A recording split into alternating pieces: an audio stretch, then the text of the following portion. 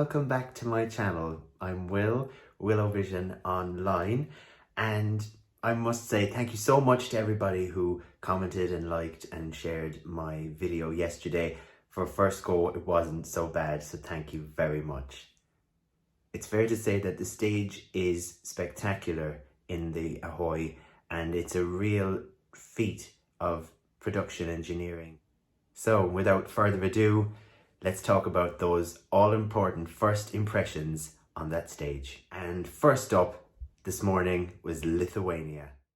And this song, Discotheque by the Roop, is such an incredible entry to kind of burst onto that stage and, do the little move, and this is it, Eurovision is back. It was a great choice to open up the first semi-final. They're still in yellow. The choreography is true Roop style. It's actually borrowing a lot from what we saw at their national final performance.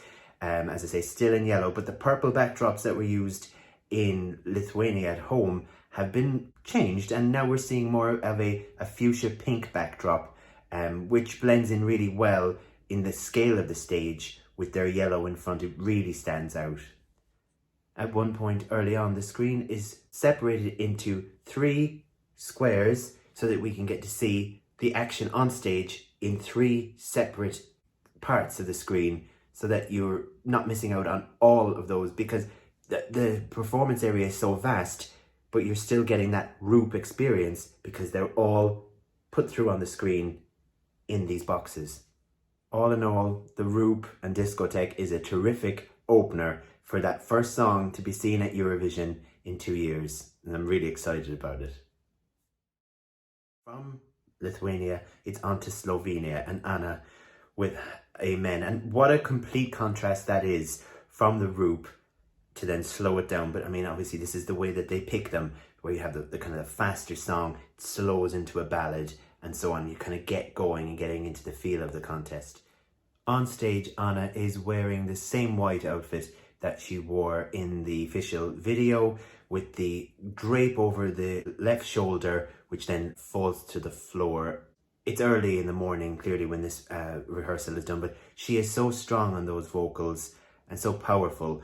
In the first version that was shown, at a point on stage when she's moving from the main stage across the walkway, she took a little bit of a stumble and she left her shoes behind, but she kept on going and finished the song out in front on the smaller stage in the audience area. During this Slovenian performance, the backdrop is key. So it starts off showing a sort of black hole in the universe forming. Then we see the earth is there and it's beautiful. Such a great resolution. She continues to belt that song. And then when she takes her move, we hear a built-in choir that keep the song going. And as she goes past, which is on the walkway, you're seeing the use of the translucent LED screen to the side of stage, and she's really encouraging and pushing to complement that choir as she makes her way to the front and she finishes the song note perfect. I really enjoy this Slovenian entry. It's definitely one to watch out for in terms of this first semi-final, and in terms of an incredibly strong ballad that's sung so beautifully. Then from the Ballad of Slovenia, we move on to the rapping of Russia, and Manizha is on stage with her 4 backing vocalists that she had in her national final performance, the one that she won, which got her the ticket to Rotterdam. She opens the show inside in a large Russian traditional women's costume, but it's oversized and she's in the middle. It's definitely on wheels, and she brings herself forward on the stage, and she's starting the song, and then she effectively opens the door, steps out of it, and she's in her red jumpsuit. Throughout the performance on the LED screen, we see big letters that say, "Be strong, be the first, Russian women, rise up." And, it's really impactful. It's absolutely possibly the opposite of what you would expect from a 2021 Eurovision entry from Russia, in that it actually has a message, but that message isn't the Russian norm. This one is about empowerment. You know, even with the dress and the jumpsuit and those words all over the back of the screen, probably the most impactful moment is when Russian women appear in like a giant zoom, bit like what you're seeing in those TV show audiences now, where you can't have the people in, but they're all at home and they're on the big LED screen. It's Russian women of all descriptions, and they are there and they are proud, and it multiplies and multiplies and multiplies, and that vast screen that we know is on the back of the thing is full of them. Manizha and her backing vocalists all turn to them and venerate them effectively. They are there for them, and the message is so strong. And just to note, a photo of the performance showed that they tested pyro, which wasn't shown during the version that was streamed, which would suggest that there could well be fire flames on stage during this performance. So we'll have to wait and see how that goes over the course of the rehearsal period. And from Russia, we go on to Sweden, nearly onto their 7th win, Sweden. This performance by Tusse is elevated so much from what was seen in the annex at Globen during the Melody Festival of 2021. In terms of the scale is bigger, in terms of the visuals are bigger, in terms of the overall production, it's all been brought up so much. I know recently that Tusse was in the news because of an operation that he had on his vocal cords. Well, what can you say with this? He's completely healed as far as you can tell, and that voice is so strong.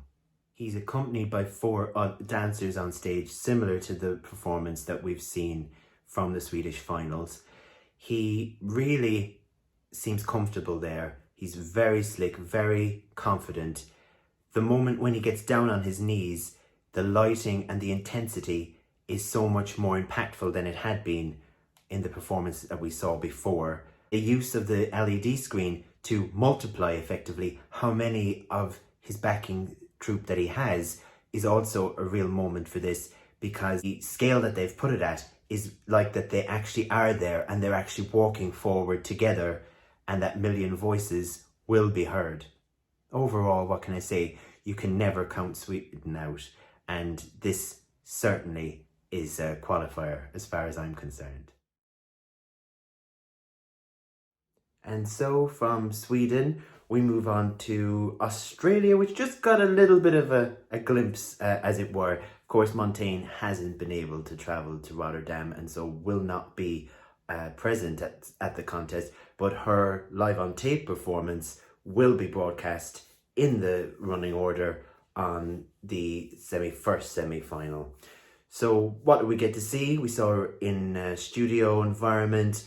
We saw her with a costume change, and we saw some lights, some makeup, but who's to say she could well qualify from afar? We'll have to wait and see on that one.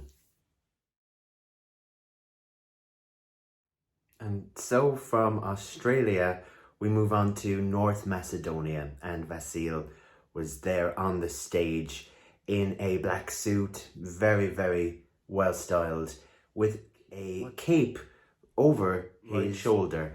The colouring on the back is very amber, very warming. There was an attempt at a type of a graphic that was superimposed across his front, a kind of a amber glowing lit up heart with some veins coming out of it.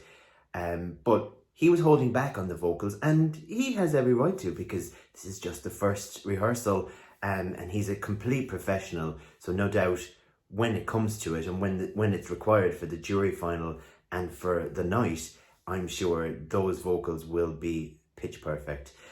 In terms of the moment, as we'll call it, of the whole rehearsal, it's the removal of the cape from his back, the opening of the jacket to reveal a mirror effect vest, which then the lights reflect off and beam out. He's effectively glowing there on stage. Many in comments have said it's the daughter moment, if that makes more sense in terms of how you describe it. But the photos will help as well.